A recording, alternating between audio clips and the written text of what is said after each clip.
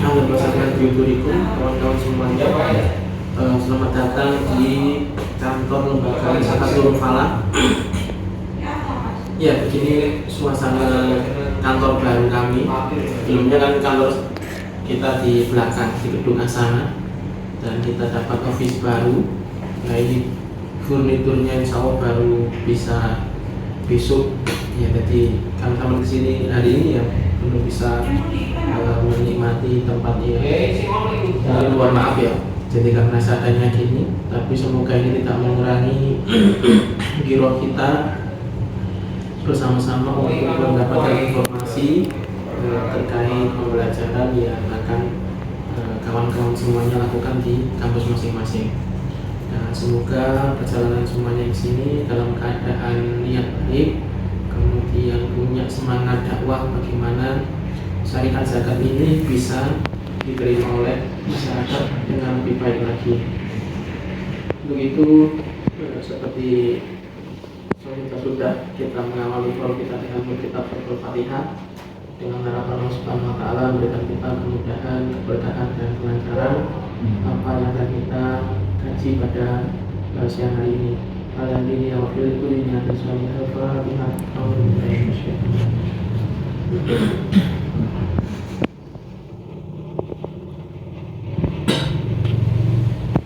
Baik, terima kasih. Mungkin untuk itu sebelumnya saya beri kesempatan waktu untuk memperkenalkan diri, kemudian dilanjutkan terkait tentang apa-apa informasi yang ingin digali dari lembaga zakat Nurul Falah.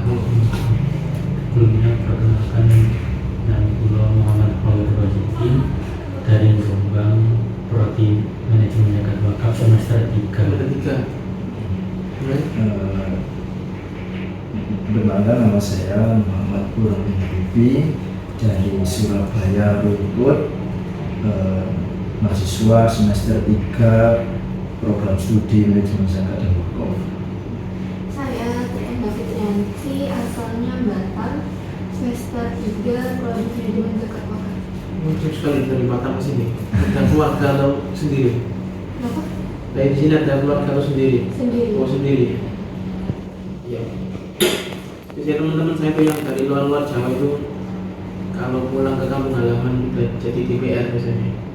Mana dia dari bau-bau, terus kemudian ada yang dari Kalimantan Barat gitu. Ya karena memang untuk berpendidikan dari sini effortnya tidak tinggi, ya otomatis background keluarganya ya mesti biasanya tinggi. Begitu biasanya. Ya, semoga sampean nanti bisa jadi apa namanya kebanggaan dari kota Batam. Yang mungkin disampaikan apa yang perlu digali dari lembaga kami. Jadi pada pembahasan kali ini kami akan menanyakan beberapa pertanyaan yang sudah kami persiapkan. Salah satunya yaitu apa sih program dari lembaga di Nurul Falah ini, kemudian bagaimana jalannya proses pendayagunaan atau penyaluran zakat dan wakaf. Kalau ada wakaf itu seperti apa, dan kalau ada zakat infak sedekah itu seperti apa.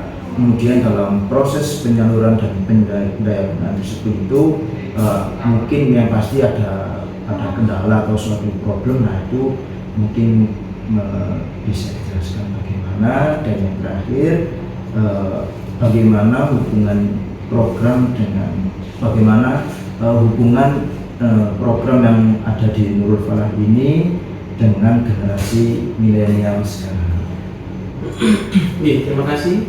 Jadi yang pertama saya ingin menceritakan sedikit kedudukannya lembaga amil zakat Nurul Falah ini, kenapa bisa di sini. Jadi kita ini dalam satu naungan, satu lingkup di dalam di bawah Yayasan Pesantren Al-Quran Nurul Falah. Jadi pesantren Al-Quran Nurul Falah itu ada 5 bidang di bawahnya.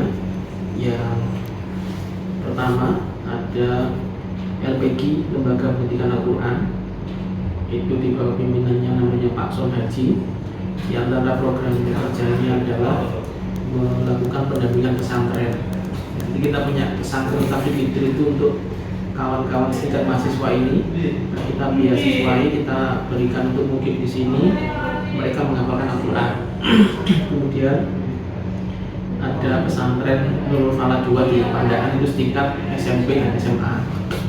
Kemudian di bidang 2 itu ada yang namanya LPI, Lembaga Pendidikan Islam. Di sini ada KBTK Nurul Falah, ada Islamic Education Center, terus kemudian ada juga beberapa program-program seputar bagaimana pengembangan pendidikan Islam. Kemudian yang ketiga, di sini menjadi pusat pembelajaran tilawati. Jadi kalau sama tahu metode tilawati itu ya pusatnya di sini, termasuk perbidangannya, trainernya, yang mengeluarkan sertifikat itu kantornya di sini. Maka dari 3 bidang tadi semuanya kan di sektor dakwah. Perlu bagaimana dakwah itu bisa berkembang dengan luas, sehingga perlu supporting system yang bisa membantu 3 lembaga tadi menjadi lebih baik. Dari sektor dakwah, dari segi bagaimana pengembangan dakwah yang untuk masyarakat. Maka dibentuklah ini bidang yang keempat, ini Lazis Nurul Falah. Jadi bidang keempat ini sebagai supporting system bagaimana dakwah-dakwah Quran sudah bisa dikenal oleh masyarakat. Maka di antara visi kami adalah mengurangi buta huruf Al-Quran yang ada di Indonesia ini melalui dakwah-dakwah zakat dan lain sebagainya. Kemudian baru yang terakhir, ini dibentuk juga sebenarnya penerbitan, termasuk buku-buku, majalah, kitab-kitab Al-Quran dan sebagainya dikelola oleh penerbitan. Tapi berarti kita ada di bidang yang keempat di bawah naungan pesantren Nurul Falah. Kemudian Lazis Nurul Falah pertama kali mempunyai SK resmi dari Kemenang. Jadi kita lembaga zakat di tingkat provinsi Jawa Timur itu pada tahun 2018. Namun program kita ada 5 pilar. Yang pertama adalah Nurul Falah dakwah, kemudian yang kedua Nurul Falah peduli, kemudian yang ketiga Nurul Falah sehat, kemudian yang keempat Nurul Falah berdaya, terus kemudian yang kelima Nurul Falah pintar. Jadi ya seyogyanya bagaimana Perpesnas itu peraturan Kemenang terkait undang-undang zakat itu harus ada 5 pilar yang mesti dimiliki seluruh lembaga zakat. Ya, maka namanya kita rubah ya, kayak kesehatan ya kita rubah menjadi Nurul Falah sehat, pendidikan kita rubah menjadi Nurul Falah pintar, kayak pengembangan berdaya ya Nurul Falah berdaya. Intinya 5 pilar sesuai dengan undang-undang yang ada. Kemudian bagaimana dampak yang terjadi terkait tentang program-program yang sudah berjalan. Dalam hal ini dalam kita supporting sistemnya itu pengembangan guru ngaji, terus kemudian tidak lepas daripada Al-Quran. Jadi kalau ada Al-Quran di situ, maka yang kita bantu ketika butuh ya guru ngajinya, yang kita bantu ketika butuh ya santri Al-Quran. Kalau kesamping lagi ya orang tua atau wali santri Al-Quran dan keluarga guru ngaji. Ya. Jadi tidak lepas daripadanya dakwah Al-Quran terlebih dahulu. Itu menjadi prioritas yang kita bantu. Kemudian dampak program yang sudah terjadi pada hari ini, alhamdulillah kita sudah beberapa kali melakukan pemberdayaan, termasuk diantaranya mengembangkan UMKM yang ada di beberapa wilayah kita lakukan, kemudian melakukan bantuan sertifikasi guru metode tilawati itu sudah banyak. Artinya sudah ada kalau guru itu sudah tersertifikasi metode sahaja tilawati, lembaganya bisa mengelola bagaimana mengajar ngaji. Jadi guru ngaji derajatnya lebih naik daripada mereka yang tidak pernah ikut pelatihan. Bagaimana mengelola santri, mengelola keuangan santri, menjadikan santri itu bisa menjadi mahir membaca Al-Quran. Itu kan butuh metode. Seyogyanya bagaimana guru sekolah itu ya pendidikan S1, guru ngaji itu juga menyambungkan sanadnya. Nah, di antara cara menyambungkan sanad, cara mengajar itu ya melalui metode-metode. Ya mungkin kalau sama tahunya dulu ya ada Iqra ini. Sekarang kan namanya termasuk tilawati ini ya 11-12 dengan Iqra. Artinya minatnya di Indonesia ini cukup cukup banyak.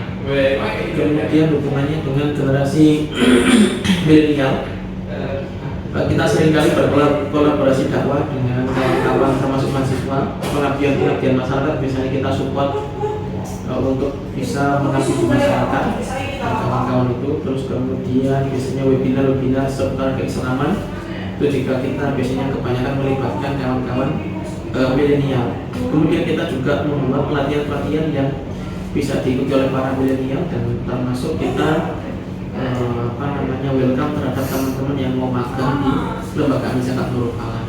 Dan maksud sebelah saya ini mahasiswa magang namanya Mas Amir dari platform Kampus Zakat, Mas Amir dari UNER, dan masih ada lagi.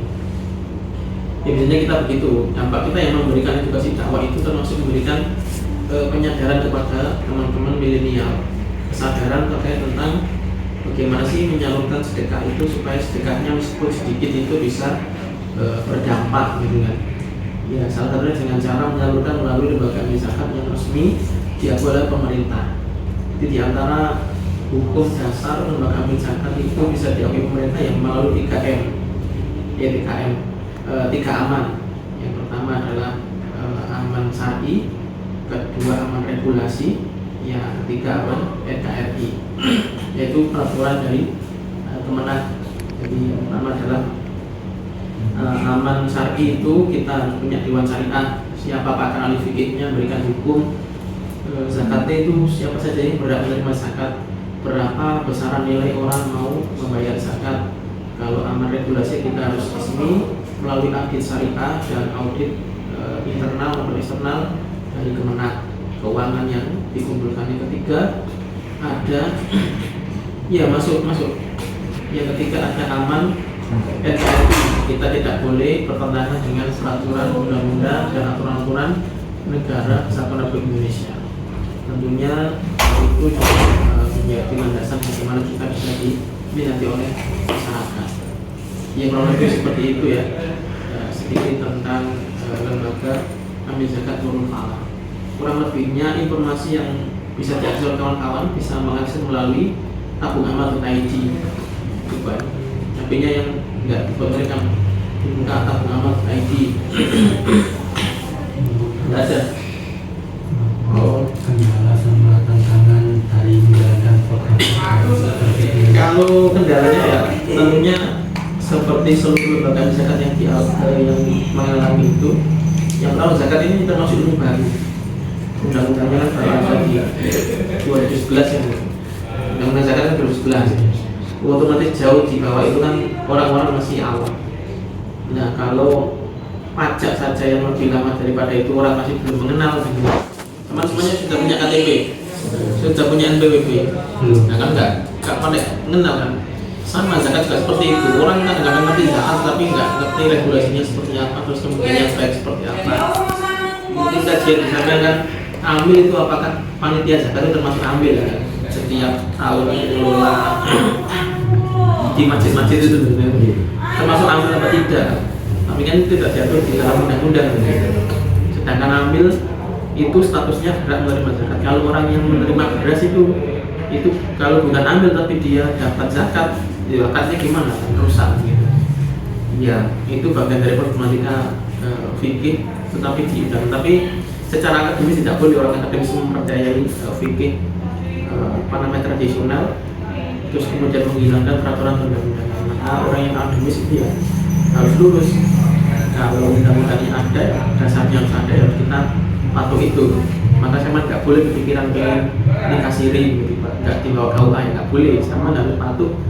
Ya, nikah yang di KUA ada catatkan kan gitu, nggak ada ceritanya. Sama juga bagaimana menilai kinerja seorang ambil ya sama nggak boleh setengah hati. Mau zakat yang masih dari masjid itu sudah jadi OPZ atau belum gitu. Maka sama harus kritis di situ. Kalau belum ya jangan zakat di situ. Zakat di masjid sudah di OPZ, unit pengumpul zakat. Jadi dia resmi di SK baik Basnas ataupun las skala BUMN atau las yang skala provinsi atau kota dan lain sebagainya. Ikut di atasnya itu siapa yang SK dia membuat pengumpulan zakat. Itu kendalanya masih banyak marak di masyarakat yang. Artinya kalau tidak ter-SK dan terdaftar, tidak ada yang mengaudit mereka. Kalau salah siapa yang akan mengaudit mereka. Akhirnya kalau nggak ada itu, kalau ada kesalahan ya jadi ada masuk sama masjid protes yang ketua takmir masjid dan sebagainya. Nah, mereka nggak, karena mekanismenya nggak ada mengaudit syariah dan tidak ada pengawasan, yaitu di masyarakat. Kemudian kesadaran milenial termasuk pemerintah ini masih kurang concern ya. Dulu di tahun 2000-an itu syariat berhaji itu kan sama di TK dulu sudah pernah ini kan manasik haji. Nah itu kan bagian dari pemerintah, syariat haji diturunkan, ditanamkan di dalam pendidikan sampean sehingga orang itu tahu, oh haji ternyata begini dan begini. Sekarang dulu tahun 2000-an orang haji itu daftar, sekarang 2 minggu bisa berangkat. Daftar umroh besok, sekarang baik besok berangkat, apa namanya hari berikutnya bisa. Sekarang harus sampai bulan bahkan bertahun-tahun. Itu karena orang sudah sadar bahwa berhaji itu penting dan bagaimana disposisi haji dan lain sebagainya, sadar karena dari pendidikan di pemerintah. Tinggal sekarang kalau pemerintahnya kurikulum zakat belum dimasukkan, pendakwa di khutbah belum pernah digaungkan. Memang sama berapa kali dengar orang khutbah membahas tentang zakat gitu. Itu juga jarang sekali. Artinya pengetahuan itu termasuk bagian dari PR kita juga untuk mengedukasi masyarakat terkait tentang program zakat di masyarakat. Ya itu sih, tinggal nunggu kesadaran saja. Itu mungkin itu. Ada lagi? Pendayagunaan sama pendistribusian lembaga ini selain di apa untuk santri-santri. Oh iya, tadi kan selalu santri kan tadi sudah bukan untuk guru, gue juga bagian dari pemberdayaan. Hanya mereka harus lebih menjadi berdaya. Terus kemudian ada UMKM itu juga mereka juga lebih berdaya. Kita kalau UMKM namanya Kamasya, Gerakan Masyarakat Berdaya. Kalau guru itu diklat guru ngaji ya, level 1 tilawati. Kalau santri ya umumnya santri ya, bisa santri yang mungkin di sini, bisa santri yang pengguna tilawati. Itu. Ada lagi? Iya, jadi kalau cukup itu yang ditanyakan, tinggal seputar informasinya ya. Mungkin itu yang bisa saya jawab. Terus kemudian feedback, saya juga minta feedback dari sama semuanya ya. Follow seluruh sosial media kita, baik di Instagram itu ada Nurul Falah, di YouTube itu ada Nurul Falah Media, itu ada. Kemudian platform khusus lain Nurul Falah itu tabung Amazon ID. Kalau informasi semua lembaga yang ada di sini ada nurulfalah.org. Jadi 4 itu bisa diikuti dan di follow. Dan coba ya bisa melakukan sedekah di tabung Amazon ID, berapa nominalnya, nanti bisa pilih salah satu sedekahnya. Kalau kalian punya Shopee yang lebih, punya saldo dana yang lebih, punya OVO yang lebih, bisa disalurkan situ. Itu tidak ada minimalnya, tak sama punya uang 2.000, 10.000 terserah. Penting punya experience itu biar juga mengalami opsi pelayanan lembaga zakat Nurul Falah. Mungkin itu. Jika cukup, terima kasih untuk kunjungannya kawan-kawan. Kalau punya informasi, assalamualaikum warahmatullahi wabarakatuh.